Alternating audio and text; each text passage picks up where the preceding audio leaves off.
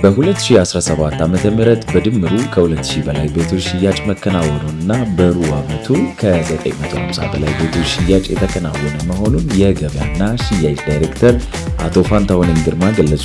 ይህን የላቀ አፈጻጸም ላሳዩ የሽያጭ ኃይሎችም ምስጋና አቅርበዋል።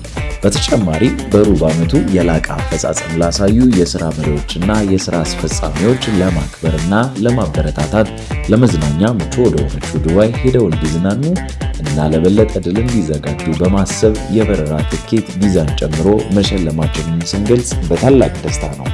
እንዲሁም እንደየደረጃቸው ከአንደኛ እስከ ሶስተኛ ለወጡ የድርጅቱ የሽያጭ ሰራተኞች የዋንጫ፣ የሰርተፍኬት፣ የገንዘብና ልዩ ልዩ ስጦታዎች ሽልማት ተበርክቶላቸዋል።